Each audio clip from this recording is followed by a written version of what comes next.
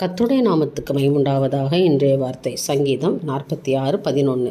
சேனைகளின் கர்த்தர் நம்மோடு இருக்கிறார், யாக்கோபின் தேவன் நமக்கு உயர்ந்த அடைக்கலமானவர். விசுவாசிக்கிறோம், ஆமேன் சொல்லுங்கள். உயர்ந்த அடைக்கலமான தேவன் இன்றைக்கு நம்மோடு இருக்கிறார். சேனைகளின் கர்த்தர், கொடான கோடி சேனைகளுடைய தேவன் இன்றைக்கு உங்களோடு இருக்கிறார்.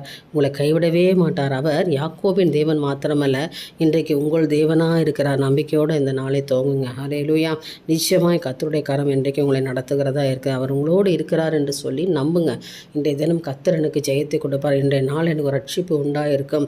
இன்றைய தினம் என் ஜெபம் கேட்கப்படும். இன்றைய நாள் அதிசயத்தை காண்பேன் அப்படின்னு சொல்லி விசுவாச வார்த்தை சொல்லி இந்த நாளை துவங்குங்க. கர்த்தர் உங்களுக்கு உயர்ந்த அடைக்கலம். அவர் உயர வானத்தில் அதிசயங்களையும் அற்புதங்களையும் செய்கிற தேவன். உங்களுக்கு இந்த நாளில் கர்த்தர் அடைக்கல பட்டணமாக இருக்கிறார். அவர் உயர்ந்த அடைக்கலமாக இருக்கிறார். அவர் பாதுகாக்கிறவராக இருக்கார் என்பதை மறந்து போகாதீங்க. ஏன்னா நீங்கள் அமர்ந்து இருங்க. நானே தேவன் என்பதை அறிந்து கொள்ளுங்கள். ஏனென்றால் நான் உயர்ந்திருப்பேன், உங்கள் மத்தியிலே நான் உயர்ந்திருப்பேன், ஜாதிகளிலே நான் உயர்ந்திருப்பேன் என்று கர்த்தர் சொல்லுகிறார். பூமியிலே கர்த்தர் நம்மளை ஆசீர்வதிக்க திட்டமிட்டிருக்கார். அதனால் உலகத்தின் ஐஸ்வர்யங்கள், சம்பத்துக்கள் எல்லாவற்றையும் கர்த்தர் இந்த நாளில் உங்களுக்கு கொடுப்பாராக. யாக்கோபின் தேவன் உயர்ந்த அடைக்கலமானவர். அவர் கைவிட மாட்டார். நிச்சயமாய் கர்த்தர் ஒரு அதிசயங்களை இன்றைக்கு உங்களுக்கு செய்வார். நம்பிக்கையோடு துவங்குங்க.